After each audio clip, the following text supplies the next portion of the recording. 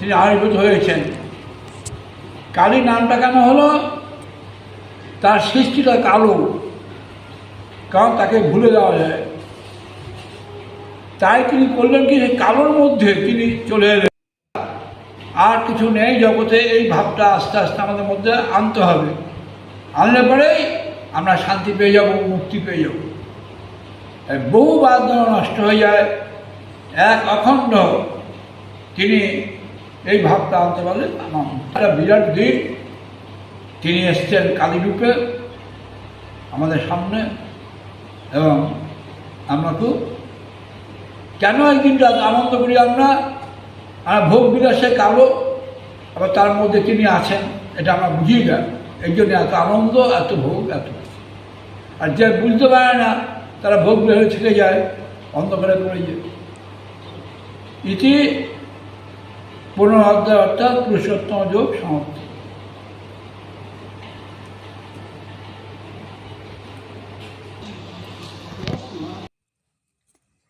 গত সপ্তাহে ভিডিওটি ঠিক যেখান থেকে আমি শেষ করেছিলাম, ঠিক সেখান থেকেই আজকে আমি শুরু করলাম ভিডিওটা আবার।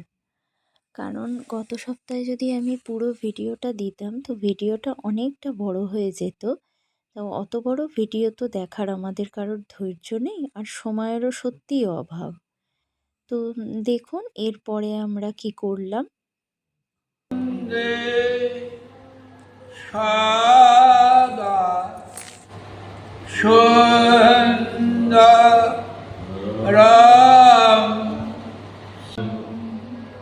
ভুবঃ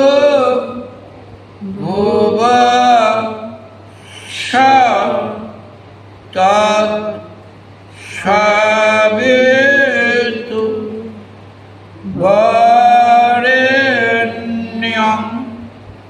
ভর্গো দেবস্য ধীমহি ধিয়ো ইয়ো নঃ প্রচোদয়াৎ।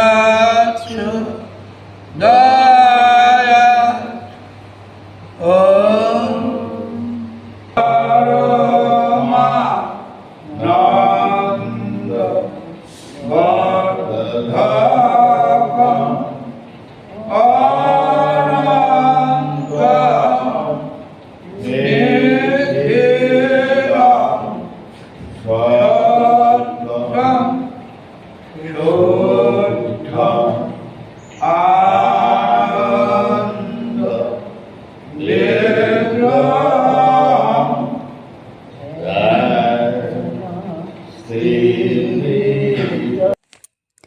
তো আমাদের উপাসনা শেষ হয়ে যাওয়ার পরে এবার উপাসনা তো হয় মন্ত্র উচ্চারণের পর।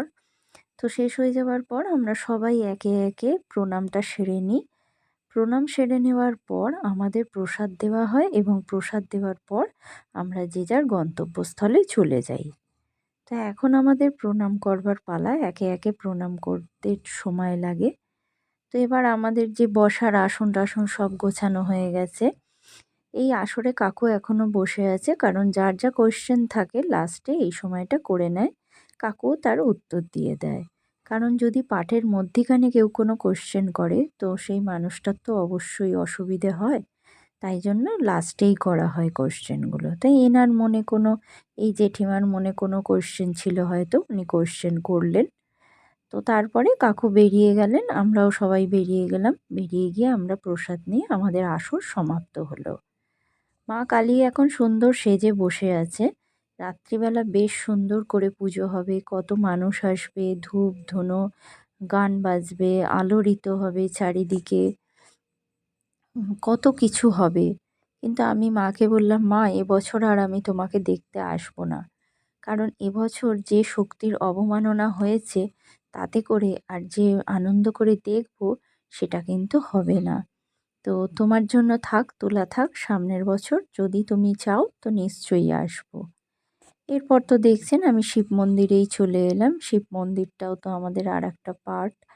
তো এখানে আমরা জল টল দিয়ে নিই, আমিও জল দিয়ে নিলাম, আমার সঙ্গে আমার দিব্য সোনাও জল দিয়ে দিল। তো এর মধ্যেই আমি একটা কথা বলে রাখি, আমি কিন্তু অনেক দিন পরে পরে ভিডিও পোস্ট করছি। আপনাদের কাছে একটা অনুরোধ রইল, আমার ভিডিও পোস্ট করতে এত দেরি হয়ে যাচ্ছে বলে আপনারা কেউ দেখবেন না, এটা করবেন না। জানেন তো আমার ভিডিও পোস্ট করার সময় এমন হচ্ছে, ফোনটা এমন হ্যাং করে যাচ্ছে যে আমি ২ দিন পর পর ভিডিও পোস্ট করি, কিন্তু সেটা করতেই পারছি না। আসলে এটাই হয়তো আমার ফরচুন স্টোরি। সত্যি এটাই আমার ফরচুনের স্টোরি। তো আমার ফরচুনে আর কি কি আছে আপনাদের সঙ্গে সবই আমি শেয়ার করব আস্তে আস্তে একটা একটা করে। তো বাড়ি ফিরে আসার পর আর আমি কন্টিনিউ করতে পারিনি ভিডিওটা, কারণ ভীষণ টায়ার্ড ছিলাম, ভীষণ কাজ ছিল, সবটা ক্যাপচার করা সম্ভব হয়নি। আমি বিকেলবেলা থেকে আবার শুরু করেছিলাম ভিডিওটা করতে। তো বিকেলবেলা এসে গেছে দিব্যর পাপা। দিব্যর পাপা অনেক বাজি এনেছে ওর জন্য। আর দুপুরবেলায় এসে গিয়েছিল সোনাই। সোনাইও প্রচুর বাজি এনেছে। তাই জন্য আমাকে আর এবছর ওদের বাজি কিনে দিতে হয়নি। এই দিকে একটা দিকে খুব সুবিধে হয়েছে। তো দিব্যর বাবা প্রত্যেকবারেই এনে দেয়। তো এবছরে প্রত্যেকবারে মানে ও গত বছর আর এবছরই তো পেয়েছে পুজোটা। তো ও এনেছে, তো দিব্যর বাবা যে আম বাজিগুলো এনেছে প্রত্যেকটাই ড্যাম্প ধরা আর বাজে জিনিস দিয়ে দিয়েছে। ও বোঝেনি, আর সঙ্গে সঙ্গে কিনে এনে পোড়ানো, তো একটু রোদেও দেওয়া হয়নি, তাই জন্য ভালো জ্বলছিল না। আর সোনাই যে বাজিগুলো এনেছিল সেগুলো কিন্তু খুব ভালো ছিল, বেশ ভালো জ্বলছিল। ভয় লাগে তো কি হবে?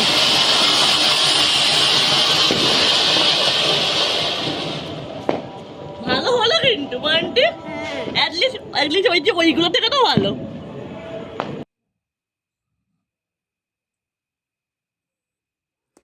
তো আমি দিব্যকে বলছিলাম যে ও যাতে হাত না দেয় এই রং মশলাগুলোতে। হাত দিলে কী হয়, অনেক সময় না বাস্ট করে। কিন্তু ওর বাবা এমনই এনেছে বাজিগুলো, জ্বলছে না বলে আমার আর সেরকম ভয়ের কিছু নেই বলে ও হাতে করেই পোড়ালো।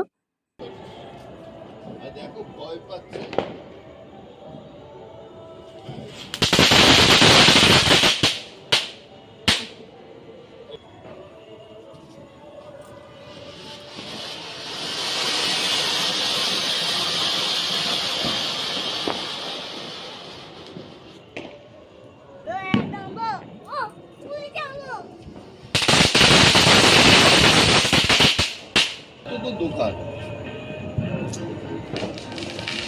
ভয় পেলে হবে।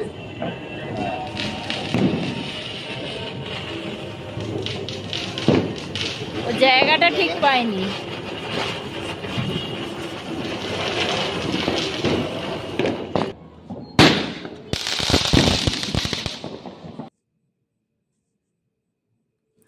বাজি পোড়াচ্ছে, কত আনন্দ হচ্ছে। চারিদিকে দেখুন কীরকম আলোড়িত হয়ে আছে, আলোকিত হয়ে আছে। আর যেন একটা আনন্দ উৎসবে সব চারিদিক যেন মুখরিত হয়ে রয়েছে। কিন্তু জানেন তো এর মধ্যেও আমার মনে হচ্ছিল যে সমাজটাকে যেন মনে হচ্ছিল পুরো অন্ধকার। এত আলোর মধ্যেও আমার পুরো সমাজটাকেই অন্ধকার মনে হচ্ছিল। কারণ এত আলো আছে, চারিদিকে এত আনন্দ, সব কিছু আছে, কিন্তু তার মধ্যে দেখুন একটা কি বিরাট সত্য লুকিয়ে আছে। যে সত্যটাকে টেনে বার করবার বা খুঁজে বার করবার এবং সেই সত্যটার ন্যায় বিচার দেবার মতো কেউ নেই এই পৃথিবীতে। তাই জগৎকে আমার ভীষণভাবে অন্ধকার মনে হচ্ছিল। আজকে দেখুন প্রত্যেক বাড়িতে বাড়িতেই এই রকম আলো জ্বলছে। দেখুন প্রত্যেক বাড়ি আলো লাগিয়েছে, প্রত্যেক বাড়িতেই বাজি পোড়ানো হচ্ছে, কিন্তু একটা বাড়ি এখনো পর্যন্ত আলো নিভে আছে। আর তার জন্য যে সঠিক বিচার সেই বাড়ির লোক পাচ্ছে না, তার বাড়ির ভিকটিম পাচ্ছে না, আর জীবনেও পাবে কি না সে বিষয়ে অবশ্যই সন্দেহ আছে। তো এইগুলো ৭-৫ ভেবেই আমরা বাজি পোড়াবার পরেই আমরা বেরিয়ে যাই মা কালীর দর্শনে আশ্রমে। কিন্তু আমি ঠিক করলাম এবছর আর আমি যাব না। এবছর আমাদের বাড়ি থেকে এই ২ পা হাঁটলেই আমাদের বাড়িতে মানে পাড়ার ক্লাব, তো ক্লাবেও কালী পুজো হয়। সত্যি কথা বলতে কি জানেন, আমি ক্লাবে মায়ের মুখও দেখতে পাইনি। মাকে বললাম, মা তোমার মুখে আমি দেখতে যেতে অবশ্যই পারতাম, কারণ এটা তো মা তোমার শক্তির আরাধনা, কিন্তু তোমার এখানে শক্তির আরাধনা হচ্ছে আর বাইরে বিরাট শক্তির অবমাননা হচ্ছে, সেটা মেনে নেওয়া কিছুতেই সম্ভব নয়। ভালোও লাগছিল না, বাচ্চাটার জন্য এত বাজি এনেছে, সোনাইও তো একটা বাচ্চা, সেও তো বাজি পোড়াবে, ঠিক আছে চলো সবাই যখন বাজি পোড়াচ্ছে এইভাবেই দেখি। তো আমি একটা রং মশলা পোড়ালাম, সোনাই এনেছিল, ও বলল। তো এই রং মশলাগুলো দেখে না আমার বাপির কথা ভীষণ মনে পড়ছিল। বাপিকে যখন বাজি এনে দিতে বলতাম, বাপি বলতো না এনে দেবো না, বাজি পোড়ানো মানে পয়সা পোড়ানো। কিন্তু যখন জারি করতাম এনে দিতেই হবে, তখন কিন্তু বাপি বাজারের সেরা জিনিসটাই এনে দিত। আর এই রকম বড় বড় রং মশলা এনে দিত, আমরা পোড়াতাম আর আনন্দ করতাম। তো যাই হোক, বাপি নেই, কিন্তু সেই স্মৃতিটা অবশ্যই রয়ে গেছে। এখন কিন্তু আর সেইভাবে ভালোও লাগে না, কিন্তু সেই আগের ছোটবেলার দিনগুলো মনে করে খুব ভালো লাগে, জানো তো। যাই হোক, সময় তো পরিবর্তন হয়েই যায়। আমি আজকে আর ঠাকুর দেখতে যাব না, আর আশ্রমেও যাব না। তাই জন্যেই বাজি পোড়ানোতে এতটাই টাইম আমি দিলাম, না হলে এতটা টাইম আমি দিতাম না। তো এদিকে আমার মা লক্ষ্মীর আসন পাতা আছে, আজকে মা লক্ষ্মী আর গণেশজির পুজো তো অবশ্যই হয় দেওয়ালির দিন। তো আমি পুজোটাও করে নিলাম, মালা পরালাম, পুজো করে নিলাম, নিয়ে আরতি টারতি করে আমার পুজোটা আমি সমাপ্ত করলাম। আজকে আমার পুজো সমাপ্ত হলো, আমি কালকের দিনটায় তুলে দেব ঠাকুর, এবার আমি তুলে দিতে পারবো। অমাবস্যায় যে মা লক্ষ্মী পুজো করা হয়, এটা ধরা হয় খুবই শুভ লক্ষ্মী পুজো।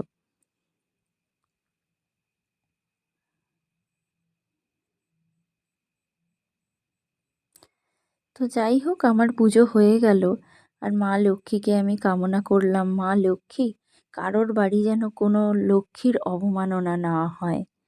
যে লক্ষ্মী আজকে হাজার হাজার মানুষের জন্য প্রাণ বিসর্জন দিল, মা গো, সে যেন অবিচারের অন্ধকারে না ডুবে যায়।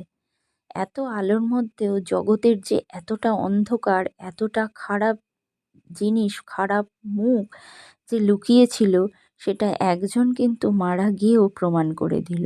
মরতে সবাইকেই একদিন হবে, কিন্তু এ মৃত্যুকে মৃত্যু বলে না, একে বলা হয় শহীদ। শহীদ হয়ে একজন জানিয়ে দিল যে কত বড় অন্যায় চলছে।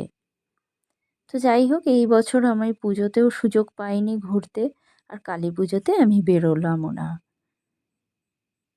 দেখা যাক গত বছরে কতটা বিচার ব্যবস্থা এগোয়। তো ঠিক আছে, আমি দেখলাম পুজো টুজো করলাম, নেমে এলাম নিচে। নেমে এসে এবার অনেক রাতই হয়ে গেছে, প্রায় 9:45টার মতো হয়ে গেছে। আর এই দেখো, এখানে আমি যে আবিরগুলো আমার ছিল না, পরে এনে আমি আবিরগুলো দিয়ে দিয়েছি। আর মাকে আজকে আমি একটু পায়েস রান্না করে দিয়েছি, কারণ পায়েস রান্না করে দিতে হয় হোলি না, দিওয়ালির দিন। তো পায়েস রান্না করেও মাকে দিয়েছি, আর যা মিষ্টান্নাদি আদি হয়েছে সেগুলো সবই দিয়েছি। এবার তো দিব্যর বাবার চলে যাওয়ার পালা, ও আজকে একটু তাড়াতাড়িই চলে গেল। আর প্রত্যেক দিন মানে প্রত্যেক রবিবার করে ও যখন আসে, দিব্যর বায়না থাকে ওকে একটু গাড়িতে করে বেড়াতে নিয়ে যাওয়া, মানে একটু এই মোড়ের মাথা থেকে ঘুরিয়ে নিয়ে আবার ছেড়ে দিয়ে চলে যায়। তো আজকে বারণ করছিলাম, তাও নিয়ে গেল একটু গাড়ি চড়বে বলে। তো গাড়ি চড়ে এসে ওকে আবার দিয়ে ওর বাবা আবার বাড়ি ফিরে গেল। তো ভিডিওটি আজ এই পর্যন্ত রাখলাম। ভিডিওটি যারা শেষ পর্যন্ত দেখেছো, ভালো লাগলে প্লিজ লাইক করে দিও। ফিরবো নতুন ভিডিও নিয়ে, ততক্ষণের জন্য সবাই ভালো থাকবেন, সুস্থ থাকবেন। ভগবান সবার মঙ্গল করুন।